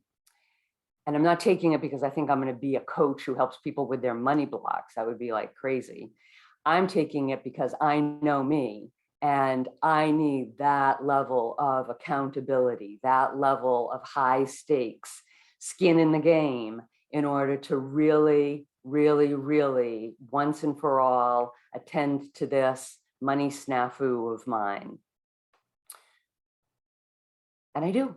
I actually do it. I stay the course and I come out so very different, the other side of this ordeal, that it's kind of like the experience of when you look back on something and you go like, wait, what was my actual problem with money? Like, what was my problem? So I'm so different with my relationship to money. But really what it is that it's my relationship to my sense of worth, my sense of deservingness. That's really what's underneath all of this. And that results in an ability to declare my value, to be able to say my prices, you know, to be able to say, this is what I charge for what it is that I offer. And that results in being able to earn really well. So all to say, that was the right thing to do. It ended well. And P.S., I actually do turn into a person who helps other people with their money blocks. So that becomes my next creative way forward. But I'm here to say that because of doing this talk, I am so inspired looking back at what it is that I put down in order to go on this journey, that I am so excited about getting back to creating something to empower kids. And it will be Tap Girl. So my next story will be the adventures of Tap Girl. And that's it. Thank you for listening. Oh, I love it, Tap Girl. It's such a beautiful thing. And I have to say, I will say what may be going on in the heads of many of you that are here when you hear the concept of tapping or, you know, whatever it is. I was pretty skeptical. And I have found, you know, based on the science behind it, it's such a fascinating thing that you've done. But beyond the tapping, I want to just ask a couple of questions and then open up Oh, this is an interesting thing. Someone just said, I have worked with Jeannie and it's magical work. I love her with all my being, and the work has shifted my perspective on money forever. So, so let's talk about money. I mean, it's definitely a topic that is, as people age, it becomes the number one topic that the media foists at us. Do you have enough? So even if you didn't already have fear about money, you know, our culture, et cetera, places that, you know, longer lives mean, you know, deeper needs for financial resources. But talk to me a little bit about what you find with people that you work with, because most of the money issues are not necessarily the here and now as much as what's embedded in them from what they've learned long ago. Is that right? Absolutely. I mean, it's like we're all programmed. That's just the way it is when you're a human being. And so you get programs and you get things early on in life, and they just get taken as the undeniable truth of things because it's what we know, it's what we've always known. And so to change that, it's amazing. Like you can go in there and actually adjust what's in there, and it holds. You can do that work. That's wonderful. Sally Fox made a comment too. It sounds like she's in the knowing a bit that EFT has had beautiful applications to trauma in third world countries, which is cool to know. I'd love to learn a little bit more about that. Does anyone else have any questions before I fire away? Because I have a million. I see fantastic many thanks from someone. Anyone else curious or have any at all comments about either money or tapping? Okay, then, oh, Marge, there we are. She has her yellow hand raised. Okay, you are on mute, Marge. There we go. Thank I you. am entranced with how our bodies got so smart. After we spent so many years working on our minds, what is this? How have we gotten to learn about how smart our bodies are? And tapping, I believe, must be part of that knowledge. So would you comment? Well, I think that the mind-body connection is something that's really coming to light. It's like we're not, you know, just up here in our head. And it's not like we just think thoughts with our brain. It's the whole nervous system. It's the whole body that experiences things. And so that smart is, it goes back and forth. It goes both ways, where our thoughts inform what happens physically in our body. And our bodies, of course, inform how our brains work. So is that what you were referring to? Mostly a sense growing up that I was a brain on a little stick. Right. And this new relationship with the body, tapping being just a part of it.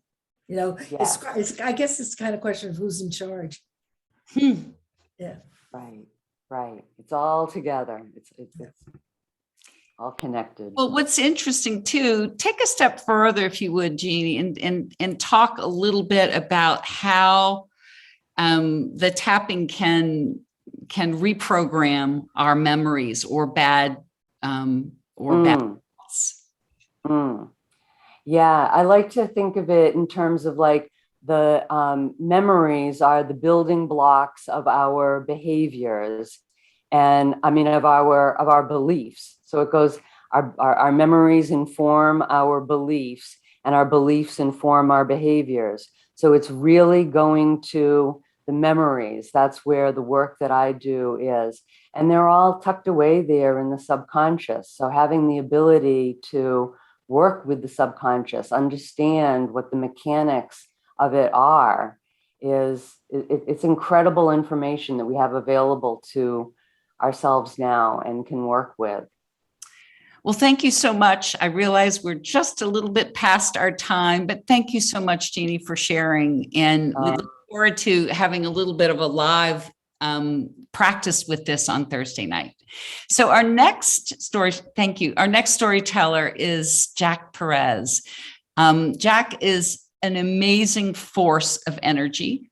Like most of our storytellers, she founded Cool Life, and she'll tell you a little bit about that at some point in the 15 minutes we have with her in 2017.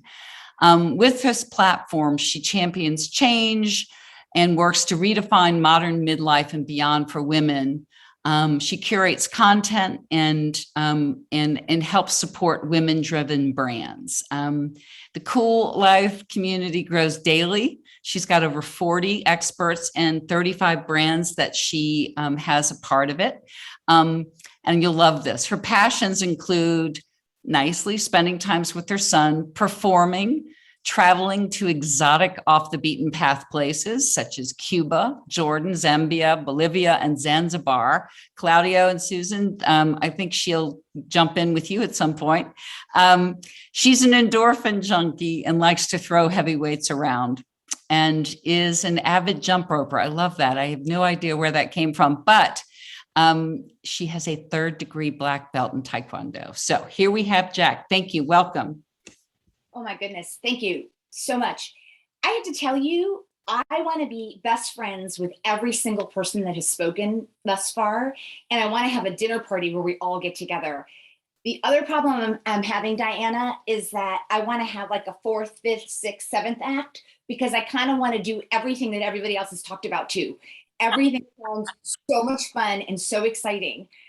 And I apologize, I'm a little squirmy because I'm recovering from a skydiving accident where I broke my back, and I'm far enough into it that by now, but usually I'm lying down. It's a little late for me because it's 8 o'clock and usually I'm up at 4. So it's a long time to be vertical, but I'm on the mend. So enough about that. So my story, and it ties so beautifully into everything that everyone has been talking about tonight, which just goes to prove how much we are far more similar to each other than dissimilar. And we could ask Sky from the beginning. She didn't do 100 years of research, but she talked to people that were 100 years old. And what she found out, and what studies have shown over and over again, is that longevity is tied to connection, to not feeling lonely. And that also means being seen, being heard, being accepted. Turns out that those attributes contribute far more to our health and longevity than, say, our BMI, or whether or not we smoke, or any other terrible habits. Really, loneliness is as unhealthy and as deadly as smoking, say, 15 cigarettes a day, right? So if you think about that, it's really important for us to remain seen, to remain relevant, to remain in the world. And as we've all talked about tonight, we get a lot more years than our ancestors got, right? At 50, you're still looking at potentially, oh, I'm so excited, at least another 50, if not maybe 52 years, which I didn't even think about before, but I'm super excited about that. So what do you do with that, right? And as women, and not everybody, but as women, we go through a change of life as we get older, as we lose our biological imperative. And when some of us really struggle when we lose our biological imperative, and I'm not talking about just emotionally struggle, there are things that happen to us.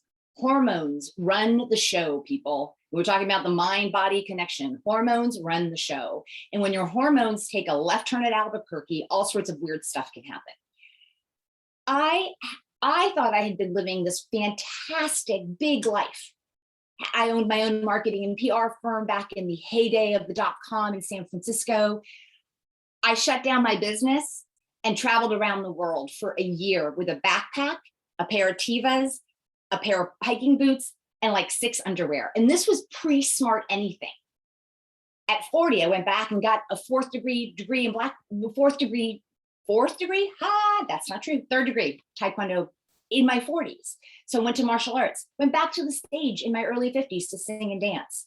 But then all of a sudden, I couldn't regulate my emotions. I had anxiety for the first time in my life. I am not an anxious person. All sorts of weird things were happening to me. I gained I was at my baby weight again by the time I was 53. I'm 5'2", I weighed 140 pounds. I had rolls on the back of me and like a Shar-Pei puppy, which is so cute on Shar-Pei puppies, but not so cute on me personally. I was really struggling. And I thought, much like other people that have talked tonight, that my life was over, that I had to be okay with the fact that things were not going to be bright and shiny anymore, that I couldn't live on the edge anymore, that I had to be okay taking a back seat. And then I started talking to other women, and everyone that I talked to, I got so many nods. They too felt like they were invisible. They too felt like the media wasn't looking at them, that they couldn't, it was either long hair, Botox, don't go gray, or depends. Holy cow. What happens to that huge chunk between I'm gray and I'm incontinent? That's a lot of time. And when I went out to look for information so that I could see what other people were doing, I couldn't see anything that was really relevant to me. And that was just really unacceptable. And so on a totally selfish level, I decided to do something about it. And it was for me. I decided to build a platform that was dedicated to pro-aging, to normalizing aging. Because here's the deal. You might not like what you see in the mirror. You might not like the fact that it hurts when you get up from a chair, but everybody wants to age because the alternative is unpalatable. I mean, we saw it in the movie, in the movie clip, right? There's so much to do. We want to stay. And so it has to be okay to age. And what better way to age than with other people? Meaning we can share with each other. We can learn from one another. I tell anyone who sits still long enough that this time of life, this second, third, fourth act, is one of the most tumultuous times of life. We go through so many changes, physiological, family structure. The largest number of divorces are initiated by women over 50. So it just empty nest, you name it, and it happens. It's as tumultuous as puberty, but we don't get a party. There's no sweet 16 party. There's no quinceañera. We're kind of on our own. So what did I do? I decided to build a party for all of us. And that's what I went and did. I built a digital platform because I really wanted to reach women globally. I believe that there are so many things to be learned cross-culturally as well, because there are different ways that we deal with the things that happen to us at the stage of life.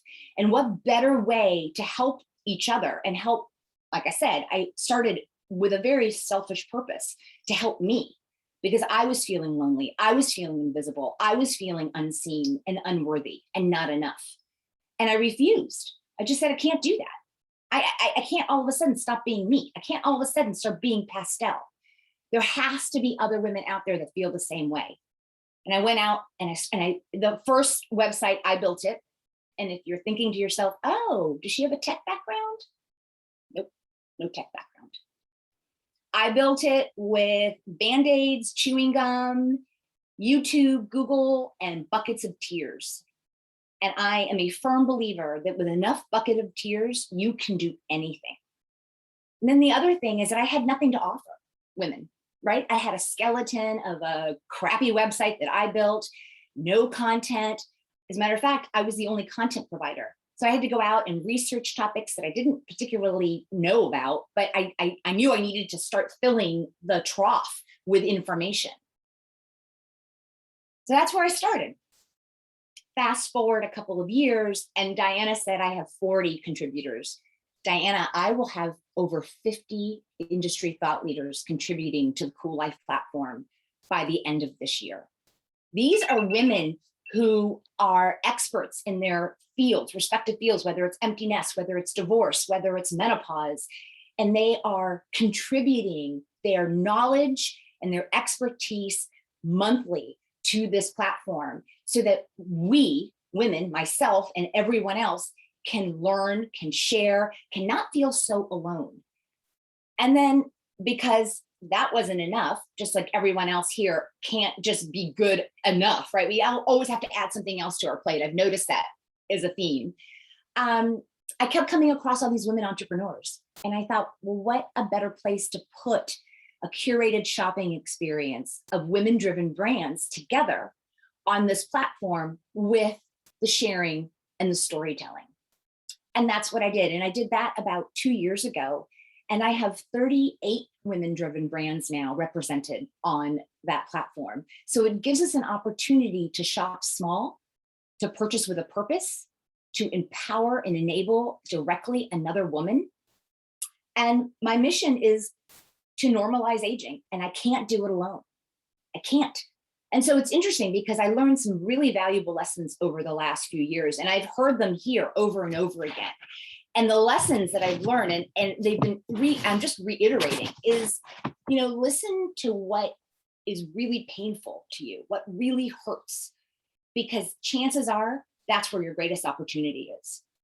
And then go before you're ready, because if you're going to wait till you're ready, the world is going to get cheated out of what you have to offer. And then if you believe in what you're doing, you don't have to sell anybody on anything. So I don't pay these women to contribute to the platform. I just spoke to them about what I'm working on, what I'm embarking on, and what I want and what do I envision. And each and every one of them nodded and said, yes, I want to help, because I can't do it by myself. We have to lock arms. We have to do it together. And there are so many of us that if we do that and we make noise, the world is going to take notice. And last, but definitely not least, so I've built this table. There's always room for another woman. There's always room to pull up another chair.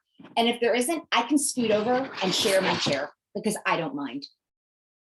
So we have to remember to collaborate over compete. And we have to remember that connection is incredibly important, and to be seen and to know we're good enough.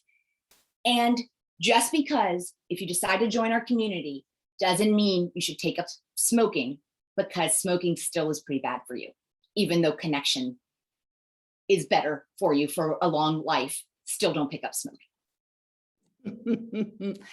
Oh man. And if you are contemplating a parachute jump with your son, think twice as well, right? Yeah, I've hung up my wings. I'm not jumping. That third time was 3 times. That's enough. I'm not doing that anymore.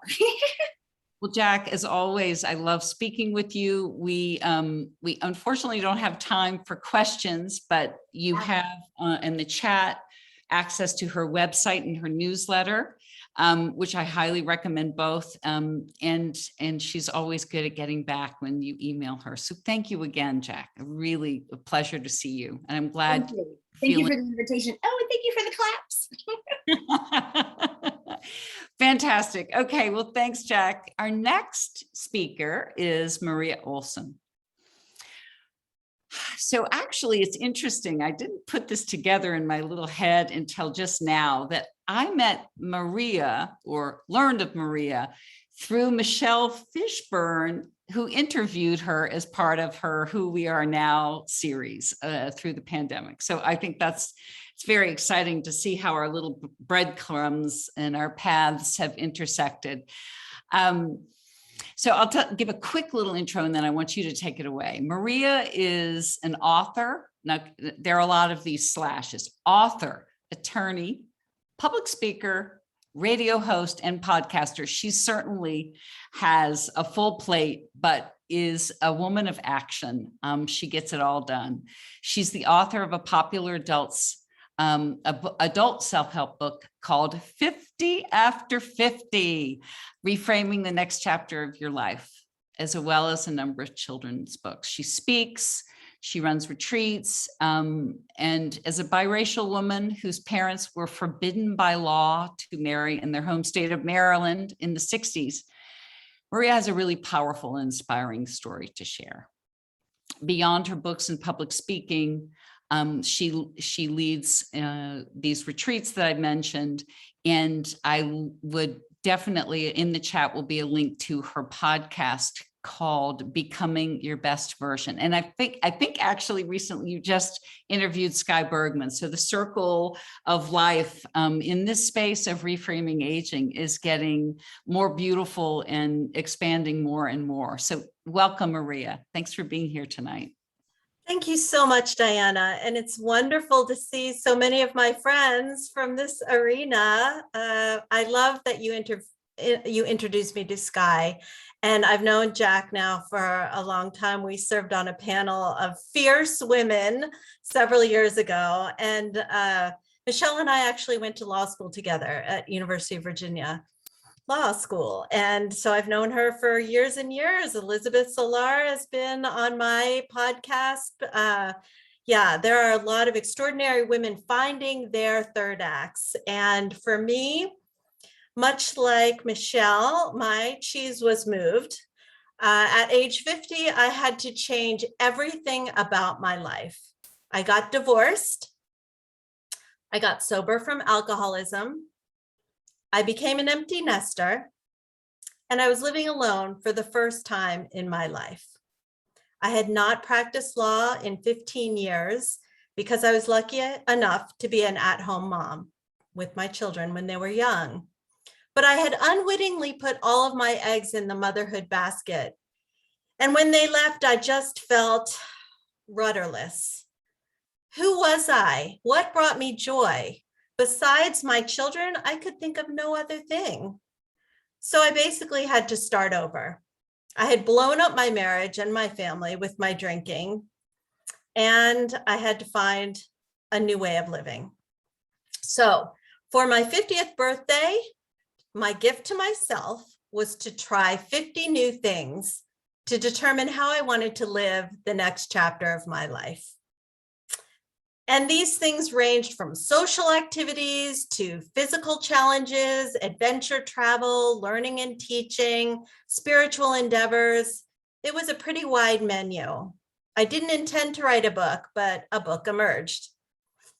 The first thing I did was sell most of my belongings, like we heard Claudio and Susan say, put the rest in storage, and travel to the other side of the world. I volunteered for several months in a remote village in Nepal, 8 hours from the closest road. What that did for me is it became an exercise in gratitude. I was able to focus on all that I had instead of all that I had lost. We are all fortunate to live in the United States. And I know some of you are tuning in from Australia. But to live in a developing country, or a developed country rather, we all know we'll eat something today. We all know we'll have access to medical care and we'll have clean water. And that is not the case in much of the world. As I worked with children who attended this one-room Nepalese schoolhouse with mud floors, my life situation was reframed. The village family shared their scarce food with me and invited me into their closely knit families and their homes for tea so that we could talk about ideas. I came to the realization that relationships are so much more important than any material things. And I think the pandemic underscored that for all of us. I was able to appreciate the grandeur of the Himalayas and the beauty of families working together in a rough environment with few resources for the good of all. I came back to the realization that my life is what I make of it, and surrounding myself with people who can bring out the best in me and work cooperatively with me was going to enhance my life. I went on retreats to step back and further evaluate my life and who I was and who I wanted to become. One of these retreats was with Don Miguel Ruiz, the Toltec shaman who wrote the book, The Four Agreements, which has changed millions of people's lives. For me, his most important teaching was not to make assumptions about anyone or anything. I don't even get mad when someone cuts me off in traffic anymore, because that person may have gotten a bad diagnosis. I can't possibly know what's going on in another person's life. And so I wear life like a loose garment, and I don't make judgments about other people or their behavior because it probably has nothing to do with me. My own reality had to be healed. 1 in 4 women in this country will have been sexually assaulted in their lifetimes, and I'm one of them. But I kept that a secret for decades. I did not tell a soul that I had been raped in high school. And the more I started talking about it, the more I realized that I'm not alone. The Me Too movement brought so many of us out of the shadows and into the light. And I realized that holding this trauma down was like holding a beach ball underwater, and it emerged without my even knowing it, based on a trigger that may have had nothing to do with sexual assault. I had to heal myself before I could be a whole person and live my life without secrets or self-hatred, for that matter. Every person or situation that we encounter has a capacity to teach us something if we are open to the lesson. And no, I'm not happy that that happened to me, but I am able to use that experience to help other women, even just by listening to them, even by just bearing witness to their pain. I help to alleviate it. So because I have had that experience, I can turn that into a force for good and help another person.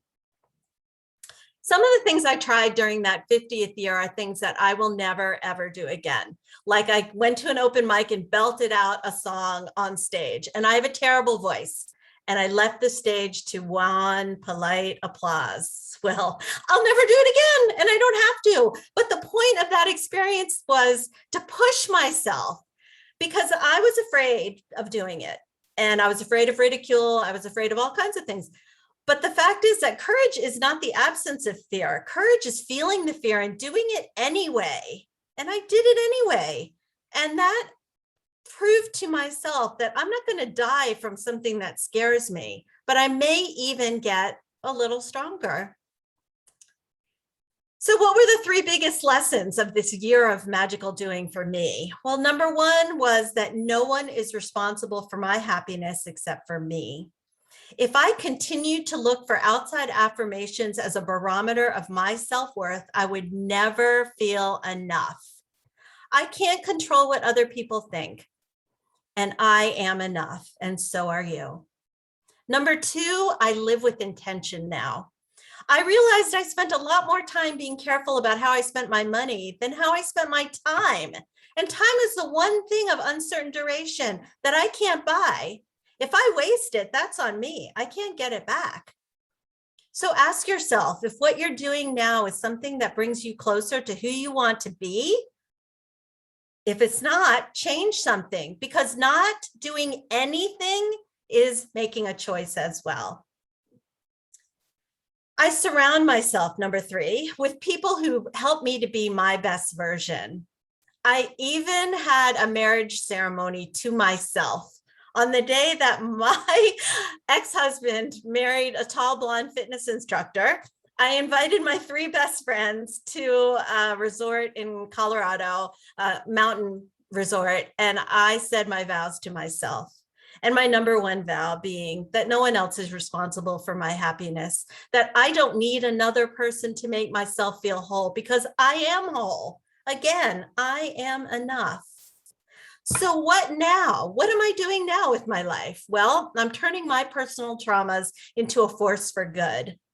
I'm able to help people struggling with addictions, with sexual assault or abuse, with self-hatred, because I went through those things, and I'm not just a survivor anymore. I'm a thriver, and I am helping other women to do the same.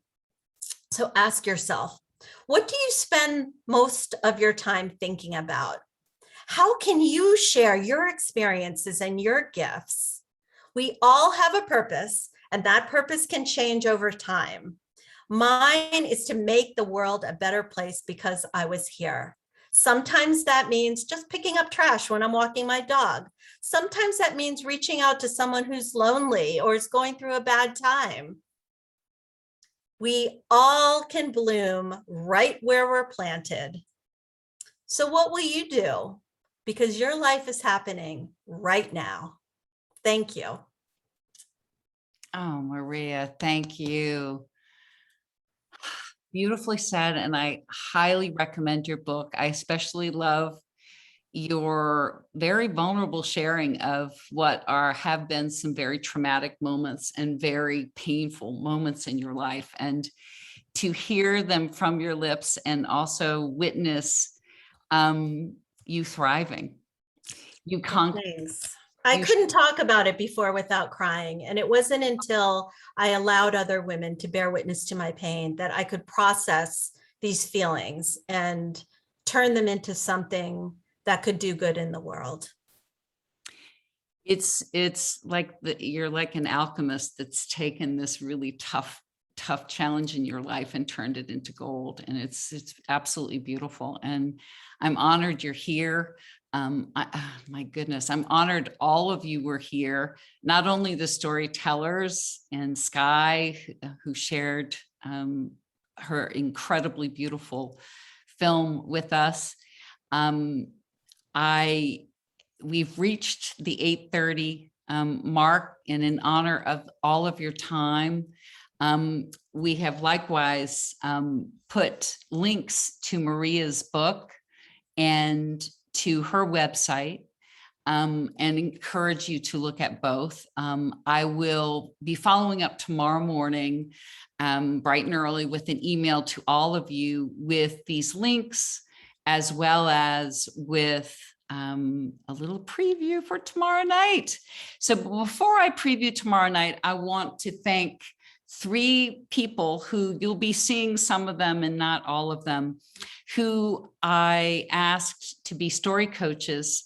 Not that these people are amazing speakers in their own rights, but storytelling is a really tough thing. It's really, it's really hard to focus down and deliver your story, a personal story, with also a message. And I think everybody tonight has done beautifully, but I want to honor my 3 story coaches, Sally, Daniel, and Liz. And thank you all so much for the time that you spent with each of the storytellers over the last weeks as we've gotten ready. I think everyone who's here tonight presenting, you guys have linked arms. We've linked arms together across our mutual passion for reframing aging, both the perception of it and the experience of it for all of us, youngers and olders alike. So tomorrow, I encourage you to come. I know you can't all be here for all 3 nights, but try if you can, because tomorrow night will be especially profound. We've talked a lot about the importance, Viktor Frankl's Man's Search for Meaning, the importance of seeking out meaning and creating a life of purpose. The storytellers tomorrow evening will share beautiful, inspiring stories as well.